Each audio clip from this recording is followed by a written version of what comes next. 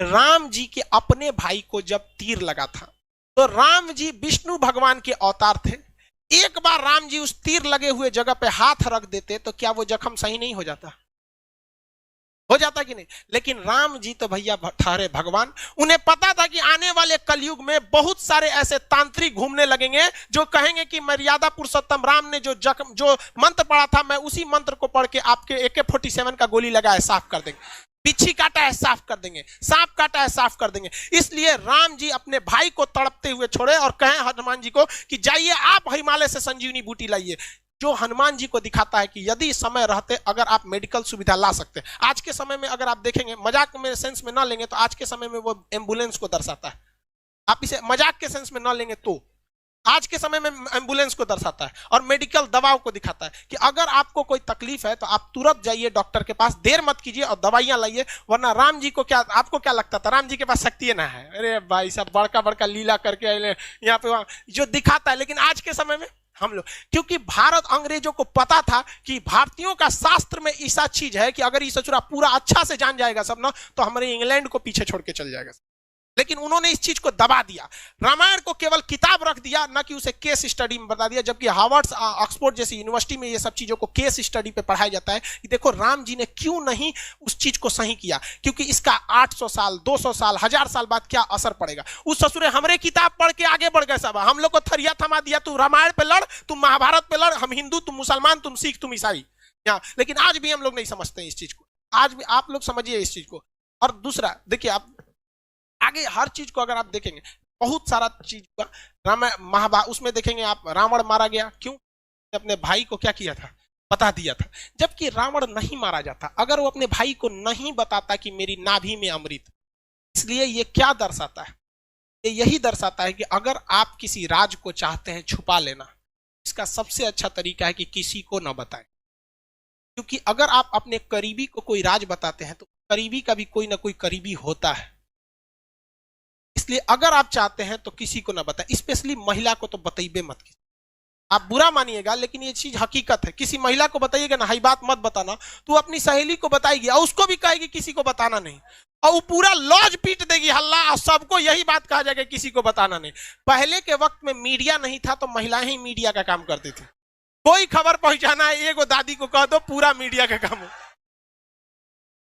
तो इस चीज को आप समझिए, ये केस स्टडी है। राम जी बड़ा बड़ा लंका जलाया गया, ये हुआ, ये सारा चीज। लेकिन जब वनवास काट के जब वो घर आए, तो घर पे आए तो सबको पता है कि सीता जी 83 दिन तक लंका में थी। लेकिन रावण को श्राप भी तो था कि अगर वो सीता जी को गलत नियति से टच भी करता है तो भस्म हो जाएगा, था कि नहीं था? पूरी दुनिया जानती थी कि सीता जी एकदम पवित्र है। लेकिन जब वो अयोध्या पहुंची तो राम जी लोगों ने सवाल उठा दिया कि सीता जी को अग्नि परीक्षा देनी पड़ेगी। सवाल उठाया गया था कि नहीं उठाया? तो राम जी कभी नहीं चाहते थे कि वो अपनी पत्नी को, जगत जननी मां सीता को, वो अग्नि परीक्षा में बैठाएं। लेकिन समाज में आकर उन्होंने कहा कि 90% लोग को विश्वास है कि सीता जी क्या है, एकदम पवित्र है। इवन कि अशोक वाटिका में रावण रखा था तो उसके अंदर भी बहुत ज्यादा इंसानियत थी। और कहा भी, मतलब एक रावण के, बहुत से लोग रावण की इंसानियत को भी कहते हैं और कहते भी हैं कि सीता जी को पवित्र लौटाया गया था। तो ये राम जी की मर्यादा, राम जी की बहादुरी तो थी ही, लेकिन इससे कहीं ज्यादा रावण की इंसानियत भी थी। और जो दशहरा के दिन रावण को जलाते हैं तो एक कोटेशन आता है, ये रावण भी बोलता है, मुझे आग लगाने वालों जरा ये बताओ इस भीड़ में राम कौन है। लेकिन हम लोग दशहरे में उस रावण को जलाते हैं। हकीकत देखिएगा तो उससे नीच और आदमी आज हम लोग बन के बैठे।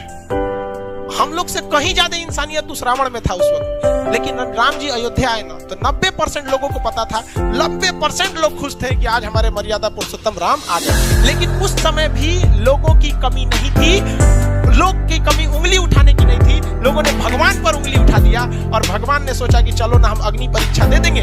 जगत जननी माँ सीता तो पवित्र ही है, अग्नि परीक्षा में क्या हो जाएगा, सफल तो हो ही जाएंगे। हुआ भी वही, माँ सीता अग्नि परीक्षा में बैठी और कहा गया भैया अगर पवित्र रहेंगी तो आग नहीं जला पाएंगी, और अब अपवित्र है तो आग जला देगी। क्या सीता जी को आग जला पाई थी? नहीं। लेकिन हुआ क्या उसके बाद, जब सीता जी आई तो रोती। ये दुनिया से मतलब नहीं था, ये राम आपसे मतलब था। राम आपने ही जब हमने कह दिया अग्नि परीक्षा के लिए, तो ये दुनिया मेरे किसी काम के नहीं। वो धरती माँ से जन्मी थी और धरती लोग आप पे उंगलियां जरूर उठाएंगे। जब राम जी को नहीं छोड़ा लोगों ने उंगली उठाने में, तो हमारी और आपकी क्या औकात है। और ये यही बताता है कि राम जी अगर उन 10% लोगों को डांट देते ना, तो भाई यहाँ से माँ सीता को अपनी परीक्षा नहीं देते। लव और कुश को छोड़कर माँ सीता कभी नहीं जाती, बचपन में बेचारे रोते रहते। इसलिए अगर 2 कौड़ी के लोगों को अगर खुश करने के चक्कर में रहेंगे, तो आपका अपना जीवन बर्बाद हो जाएगा। राम जी का पूरा परिवार बर्बाद कर दिया इन 2 कौड़ी के लोगों ने। इसलिए जीवन में याद रखिएगा, जब भी आगे बढ़ेंगे लोग आप पे सवाल उठाएंगे। लेकिन हमारे अंग्रेजों ने ये बर्बाद कर दिया। आज किसी मुसलमान को कहिएगा ना रामायण की तुम्हें पाठ सुनाते नहीं सुनेंगे। और इवन कि आपको अगर कोई कुरान की बात सुनाएगा, तो आप अगर दूसरे धर्म की आप भी नहीं करेंगे। ये कोई किसने ये जहर बोया हमारे अंदर, किसने? भाई साहब, ये 200 साल जो अंग्रेज हुए सब, अंग्रेज भाई साहब बहुत दिमाग वाले थे। वो लोग को पता था भाई साहब तलवार की ताकत से, देखिए मुगल जब आए थे सर, वो तलवार से लोगों को काटे थे सर, और अंग्रेज आए सब तो कलम से लोगों को काटे थे।